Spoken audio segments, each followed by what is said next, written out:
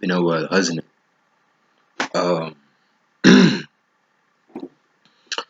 Welcome to another podcast. Shouldn't be a long podcast of the current situation at Manchester United. Last time I've done a video was about a month ago. Let me just make it square. Yeah, about a month ago. I really do videos that again I just started doing videos, so it's not like a long moment or a lengthy moment I've been doing this, but since January my videos has been like 2 to 3 videos per week, depending on if United is playing, what is the ins and outs of the club. For example, if a player is having troubles with his contract, or a player is he on form, is he not on form, cover that and that into slices slowly. Um, so in this podcast, I'm going to shouldn't be a long one. Ole has been at United for a year now and a couple of weeks, and I'm going to give my brief honest evaluation and assessment of his time at Manchester United in slow mo. I ain't go rush into it. I want you all to digest it so you can absorb facts and opinions. Of course, I want you to leave your opinions down below in the comment section. It's an opinionated, opinionated channel. It's not a big channel. I didn't want to make this channel a big channel. Just want to voice my opinions, my thoughts, my assertions on the manager at the moment. So Ole Gunnar Solskjaer has been at United for 1 year. 1 year. And of course with any manager you have excitement, you boo-hooing over, yeah, we have a new manager, we should expect change in like a month or so. It's like you just starting a diet. It's like one of them crash diets, right? And I say, yo, I expect to lose 20 pounds in 1 week. You expect you expect to you expect change very easily and early. If you want to maintain a decent physique, then that's not the way to go. Take it from someone that has been through the ins and outs of the weight loss realm. It's not actually I'm dieting down at this moment. Of course you guys won't see the change, but I've seen changes. Um so yeah, with Ole Gunnar Solskjaer, 1 year at United, his first 3 months. Hey, that was some of the best football I've ever seen at United for like 6 years, Like we'll have some kind of small sessions of moments like that under Mourinho and even under Van Gaal. Like when United beat City 4-2 under Van Gaal, that was a very good game. Yeah, we conceded at first, but and we conceded last, but that's a different story. Um, yeah, man, Ole Ball was in full effect in the first 3 months at United last year. Yeah, Rashford was scoring, Lingard was on form, Martial was on form, Pogba was unplayable in midfield. Pogba was scoring goals and getting assists as well. Granted that most of his goals were from the penalty spot, but hey, you have to score the penalties, right? And Matic, Matic was playing that often. Yeah, Matic, McTominay, and Fred were on fire in the midfield. Um, and for the defensive line, Lindelof, I don't think Bay wasn't playing that much. Lindelof and someone else, I can't think of right now. Someone else, but Ole in his first year at United has been, of course, going back to weight loss. If you're on a weight loss program, you don't expect to go on a mountain. You're losing weight, you're going up, and then when you come off that losing weight program, you just go down. You go up And then if you're smart enough and you know what you're doing, you slowly come down, reverse that. You just don't want to get to your point, your pinnacle point, where you have your physique and you say, alright, boom, I can eat any junk I want right now and just go in the shitter. Doesn't work like that. Same thing with Ole. There are ones that Ole has been going up the mountain in terms of good performances. Well, he's not the player, but he's a manager. And he manages the players. But the players give off the energy of the manager. So he's going up that hill slowly, slowly. And there are some games he goes down, or probably because he just smoked a spliff the previous night. He just went up the ladder and just go down. Is me. So most times, especially after last season, Ole went up and took the dive. And we saw that in recent results, not recent results, like early early part of the season. Lost at Newcastle, with a lot of tough games in the earlier part of this season. We weren't on form, and a lot of persons were saying, Ole out, Ole out.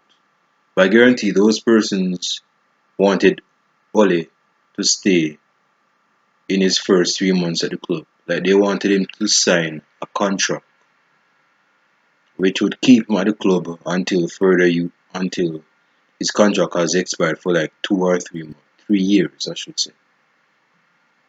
So my honest assessment is that Ole in his first 3 months, if not 4 months, if we are being lenient, was very good. Of course, he had spits and spots where it wasn't that great, but overall, the style play was very good. Rashford was in form, Pogba was in form, Marcel was in form, and midfield was balanced. It was decent, and De Gea was conceding goals still, but hey, that's the life and the ailment of a goalkeeper. You can't be a goalkeeper and be a virgin between the six forever. Your virginity has to break at some point, whether it's you scoring an own goal or them scoring on you. No goalkeeper has a 100% clean sheet record. End of. So going back to Ole, there are games where I would question because last season when Ole came in, Ole used a 4-3-3. Ole used a 4-3-3 along with Mike Phelan as his second as his wingman, as you could say. 4-3-3 with De Gea in goal. I think Dallo was starting. Young was right back, I think. Young, no, Young was left back. What the fuck? So I can't remember who was playing right back. It was Dallo and someone else. Um, but anyway, it was a 4-3-3. Matic in midfield, McTominay and Fred, and sometimes Andres Pereira was in midfield. And of course, the front three. Hold on a second. No, you have Pogba, Fred, and Matic. That would be the midfield three. The front three would be Rashford, Martial, and Lingard. Yeah, that would be the front three. And Lukaku would come off the bench. See, Lukaku under Mourinho was starting most games. But based on how Ole wanted his team to play, at least when he wanted the big man to sit on the bench. And he wanted that big man to come off the bench in the second half. So his intricacy of play was more fast, fluid, attacking football. With Inter, not Inter. I mean, that's where Lukaku went, but I ain't talking about that. Lingard, Martial, and Rashi. Those three were interchanging. So basically, you would have Lingard as a right winger, Martial as a striker, Rashi as a left winger. And then in a couple of seconds, you'd have Martial over here as left winger, Lingard as a false nine, coming to that in a second. And you have Rashford on the right wing. I think that is how Rashford beat Ake from Bournemouth to assist Pogba for that tapping goal. That was a touch and go. Technical ability from Rashford to beat that player. Um, So yeah, so yeah, the midfield was firing as the forward line. Forward line was in the firing line as well. And yeah, look, I said Lukaku. Lukaku came off the bench. Alright, this is two things that happened, especially when Oleg just came in. Lukaku, I'm coming back to Lukaku because it's going to be a subtopic of this video. Lukaku, if Lukaku was to start, no, if Lukaku, wait, alright, there are two things. I don't want to confuse and conflict myself. If Lukaku wasn't starting, he would be obviously on the bench, and Rashford and Martial would start up top. If Lukaku played, Ole would play into a 4-3-3 system. If not, it would be a 3-5-2 system. Specifically a 3-5-2 system, meaning up top you'd have Rashford. No, wait. No, yes, you'd have Rashford or Martial, or you have Lukaku. On paper, you'd have Lukaku and Martial, and in behind you'd have Lingard playing as the false nine. On paper, again, Lingard as the false nine, Martial or Rashford as the left striker, and on the right side it would be Lukaku.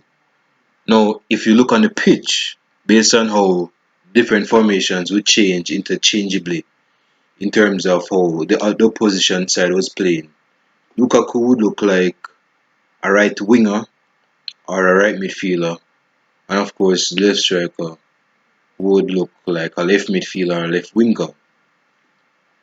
And you have Lingard playing as the false nine in the middle.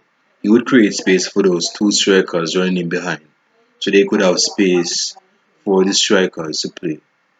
That is how they would play. Um, and the real crazy is Lukaku would play up front because, and even if Lukaku was to play up top, he won't play up top by himself. I mean, Lukaku Lukaku is one of those strikers that could get you like 30 goals a season playing a traditional 4-2-3-1 system. Is Lukaku the striker to play with a two striking formation? Sure, he can adapt because at Inter Milan currently, well, he isn't playing currently, but his current club, when he's playing, plays with a two striker under Antonio Conte. That is Martinez and Lukaku. Those are the two main strikers that play. Um, who else? So yeah, Lukaku can adapt his game, but in terms of fast food attacking football, Ole Gunnar Solskjaer knew that Lukaku wasn't the way to go forward. And that is why in the summer of 2019, Lukaku was sold to Inter Milan. Ole knew that if he needed to keep his job because he wanted to be authentic in how he wanted his Manchester United to play. He wanted them to play a fast food attacking football, at least a counter attacking football. And he knew that with Lukaku up there, that football wouldn't be a reality. See, Lukaku is a striker, despite popular belief saying that he can't control. Lukaku is the type of strikers you want to have. You want him to be on the back end of crosses. Because like when you cross the ball in the box, he's the one you want to look for. Not Rashford, not Martial. Definitely not Lingard if he's playing. So Lukaku was sold for the betterment of him for himself and for the manager because Lukaku wasn't in the best of form in his last season at United. He wasn't. So he was sold for the betterment of his form and for the betterment of his former manager, which was Ole when he left to Inter. You know what I'm saying? Another thing. Yeah, when this season started, Ole switched to a 4-2-3-1. Flat back four, two double pivot as the defensive midfielders in Matic and Fred as the two holding. If not Scott McTominay came into his own slowly but surely, playing as a regular player, but he was playing at that as a double pivot. So he played two double pivots and a three attacking midfield, or you could translate it into a right mid, a centre attacking midfielder, or a left midfielder, or a left attacking midfielder, a left, no, this is left, central attacking midfielder, or the right attacking midfielder. And of course, you have the big man up top. He isn't really a big man considering that Marcel is this strike. I mean, Marcel is striking. He's striking, but he's no big lad. He's bold, but he's no big lad. So you'd have Marcel up top, and he was giving back his number 9. Lingard wasn't a starter. Rashford usually play on the left wing.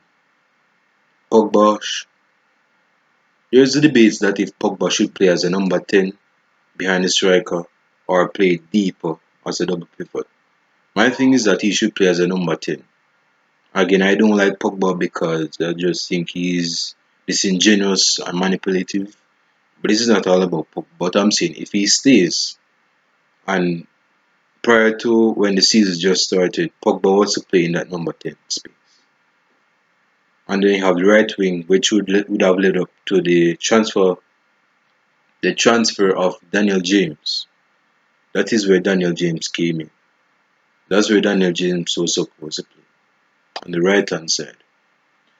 So in the first game, United beat Chelsea 4-0. Very convincing victory. A lot of persons were saying Chelsea should have won that game. I don't know what kind of Chelsea game they're watching, but hey, that's their opinion, so I ain't going at them for it. But United beat them 4-0.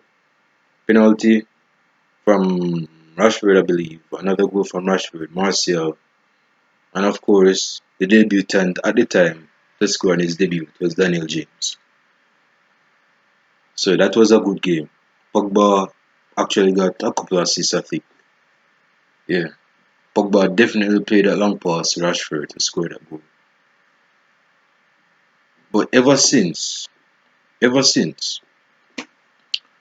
Gunnar Solskjaer's tactics, whether if it's his tactics or he's telling players to do this and that, it wasn't working in some games. And that is why United lost a lot of points. A lot of points when they were dropping in the table. A lot of people were saying, Ole is probably not the best man for the job.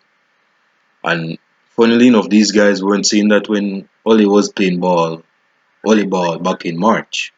They weren't saying that. They were saying, yo, like oh, this Ole guy is I never say like this Ole guy like he is new to Manchester United. Um yeah, like I like this guy's manager. He should stay. He should get a permanent contract.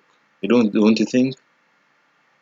And some intelligent guys are saying, I'm skeptical of Ole as United. Yes, he's our legend, but as manager, ooh, that's a big saying. But let's just see if he'll make a difference. Let's see if he'll be another square like Mourinho and Lingard, LVG, or I'll be more of a nigga that can play ball for his side, can manage his side. You see me? So they're saying, okay, let's give him a month and let's see if this guy is the guy to give the permanent contract. And voila, Edward Ward has given him that contract, and it's been I don't know, it's been in and out, bro. It's been in and out. Like whenever you're swing close and you just go in and out.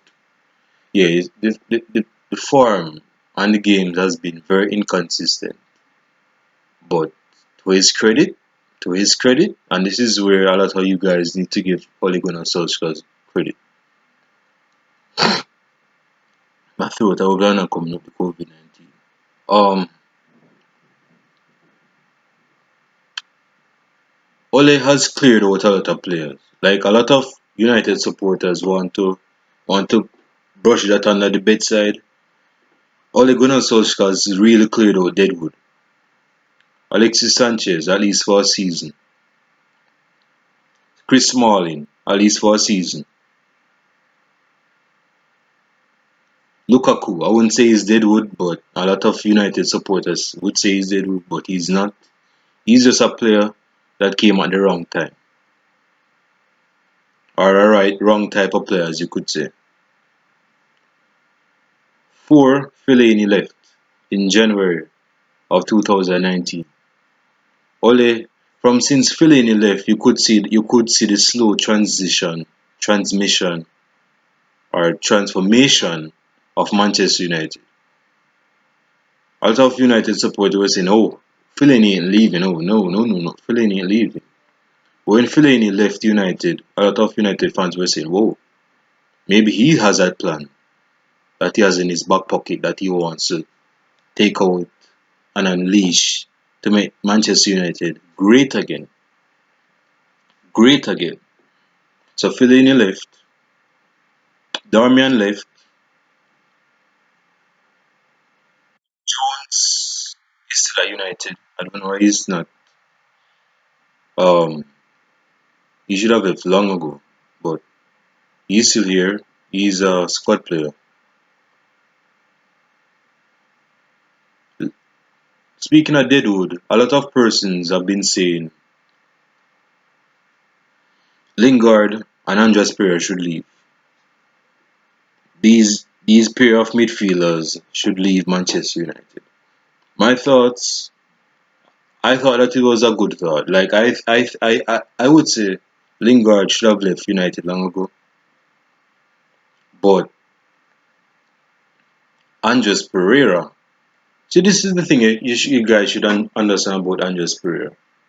If Andres Pereira listened to Mourinho 2 years ago, if not more than 2 years ago, when Mourinho gave him the deal that yo, I want you to stay, you're not going to start for me, but you're going to play games, score sporadically.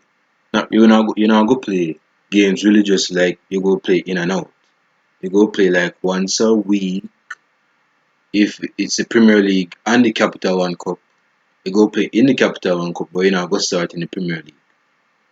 You see me, you're not going to have a starting role in my squad. That's what Mourinho was trying to say. So he's saying, yo, I want you in my squad. I don't want it to be on loan again. He went on Granada last season. He did a decent job at a decent club. I wanted to stay for the season. But being pig-headed, Pereira saying, no, I want game. I want game time. I want to play back in Spanish in the La Liga and get regular game time. Of course, Mourinho admitted that pissed him off, but he said, hey, I mean, if you want to go to some square club and try to play ball for them, do your thing. But I'm saying you should have stayed because I believe if he stayed, he would be a better player now in comparison to now. The Premier League would have adapted to the Premier League. Slowly but surely would have adapted to the Premier League. But because he was stiff-necked, he went to Spain to play ball. I guess because the football was more fluid, more not necessarily quicker, but it was more tactical, not tactical, but more technical. Because they have more technical players than the Premier League, at least at the time. So he wanted to play ball in Spain. But see, because he went to Spain and he's a squad player now, he's not the player that he was supposed to be. Because Pereira had potential when he came out. I've seen a few of his clips. I'm not the biggest fan shooter of Pereira, but when he came out of the academy like 2015 or something, he scored a good free kick on his debut against some other club in the Capital One Cup. He was playing ball. But not to go on a long segue, but anyway, I was trying to say that Pereira and Lingard should leave Manchester United because you know I just don't I don't think Lingard and Pereira are the players United need to be relying on if things ain't working out in Plan A. Plan B was sold in January. That was 2019. Plan B went to China to play ball. Plan B left in the summer as well, which was Lukaku. And if you don't have no Plan B, the designated spot is to go to Plan C. And you don't want to go to Plan C because you're going to be pulling strings from the academy. And those players can do it on a high professional basis level. So your Plan A needs to be working, not to perfection, because you'll be slamming teams like 5-0, but that's not happening. You need to have a strong Plan A and Plan B. For Plan B, it cannot be Pereira or Lingard. It has to be better players than that. See, with Igal, with the emergence and the signing of, at least for until the summer, Igalo and the permanent signing of Bruno Fernandes, Manchester United has transformed for the betterment of Ole Gunnar Solskjaer. Gunnar Solskjaer side played better football, especially with Bruno Fernandes playing as a number 10. Like again, I mentioned this in my last or two previous podcasts. Some guys are believing that Bruno Fernandes is a defensive midfielder, a box to box, which is not basically off, but I wouldn't say he's a box to box. He's a playmaker that plays number 10. You guys need to understand that he plays number 10, not a box to box. I said this before. When Zidane was playing at Bordeaux, he was playing as a second striker or an attacking midfielder. When he went to Juventus, the old ladies thought he was better. Sorry, they thought he was better as a defensive midfielder or a box to box. And then some person tell him, hey, that's not where he plays for France. Play him as a number 10 and you will see the results you're getting. And voila, that's the great Zidane we know today. Bruno Fernandes should not be playing as a deep line playmaker. He should be playing as a number 10. That's Bruno Fernandes' bread and butter. That's where he should be playing to get better results for the club and for the betterment of Ole Gunnar Solskjaer. So because of the signs of Bruno Fernandes, and at least for until this summer, Odion Igalo, Ole Gunnar Solskjaer's pressure has been tamed down. It's tamed down. Like a lot of persons are not yik-yakking at Ole Gunnar Solskjaer saying he should leave because he's crappy, he's just a piss poor manager. They're saying, okay, probably this guy has a plan after all. He got Odion Igalo, he has Bruno Fernandes. Let's see what this summer will Jadon Sancho. Will he get Grealish? Will he get Madison? That's our future video. Yeah. Um. So the pressure of Ole has tamed down. So in wrapping up, at least on not Igalo. I like Igalo. I guess that's why I like his name. Um. Wrapping up on Ole Gunnar Solskjaer, I would say Ole Gunnar Solskjaer has until this summer to prove me wrong. I wouldn't say I'm Ole out. I'm on the fence. It's a sinking fence, but it's a fence nonetheless. Of seeing if this guy should stay at Manchester United or he should leave in the summer. Well, I don't think he'll leave in the summer, but this is football, so anything can happen. Um. So yeah, my thought is that not not Igalo again. Ole, I should say, Ole Gunnar Solskjaer has until this summer in terms of transfers to convince her brother if he should stay or if he should go. My last my last point I want to make in this video is with the coronavirus COVID-19, should Liverpool should Liverpool be gifted or given the title? That's my last. Should they be given the title? Because obviously it's like the season will be suspended the rest of the season won't play on because the coronavirus cases are getting out of hand, especially in the United States, in Italy, and in the European countries. I just think should Liverpool be given the title though? Should they? And again, I know I'm going against the grain, but I usually do. I think they should be given the title. After that stellar season they have been having, I think they should be given the title. I should they be, I Yeah, I believe they should be given the title. Why is that? The why behind my answer is because no, it doesn't make no sense for a side to win, for example, 20 games out of 23 games, drawn one and lost the other. I think they lost two games in the Premier League now, or one, if not one. If Yeah, they lost one game in the Premier League against. It should have been more than that actually, but luck has been on their side.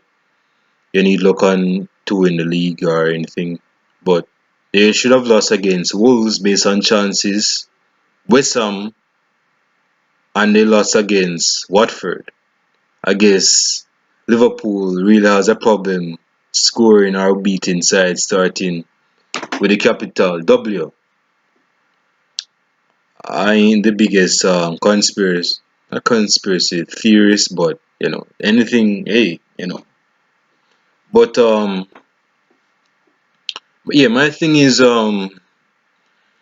Liverpool should be given a tab because it makes no sense seeing a side just moonwalk the league in slow fashion and they're not given anything like the title. Like, I mean, of course, Liverpool wanted to win the league in a golden form because they were the unbeaten side in the Premier League. Until I said, like, what first? Say, you know what? We're going to screw these airheads. We're going to score goals against them. And they lost 3-1. 3-1. So, with that first domino falling, what do you think the other dominoes are going to do? They're going to say, well, Watford beat Liverpool, so why can't we? Why can't we? And then those dominoes start falling and Liverpool start crumbling down in terms of form. But to their but to their but to their defense, because of the coronavirus, that hasn't been the case. That hasn't been the case. Um so yeah, I think Liverpool should be given the title for this season. The amount of games they've won, the amount of games they've scraped through, fortunately, the amount of games they I have to give it to Liverpool this season in terms of the Premier League. They have been, yeah. They're not, they don't get it twisted now. They ain't on no invincible hierarchy kind of status. Don't get it twisted. But I'm saying, and definitely there are no Centurions as well. But I mean, they could be if the coronavirus wasn't a thing. But I'm saying Liverpool deserve the league. They deserve winning the league. They should be gifted the trophy. They should be gifted the trophy because of the season they've been having. Now, this is the problem with a lot of Premier League fans from different clubs, particularly from the top six. They don't want Liverpool to win the league. I mean, nobody wants Liverpool to win the league. And to see them win the league, I don't know. A lot of people just have hatred for Liverpool. Um, Especially the rivals like Everton and Manchester United. They just don't want to see Liverpool win the league because they haven't won the league for 30 years now. You see me? So see them win the league now, it's like the end of a good movie. Yeah, a comedy movie, I should say. You don't want the comedy to finish. You want the comedy episodes to continue, and Liverpool for the past 2 years now have been a very good side. They have been challenging Man City, and they have made Manchester City submit in giving up the title to them. So yeah, like a lot of fans saying, you know what, yeah, Liverpool have been decent this season, but they don't deserve the title. If they don't deserve the title, who does?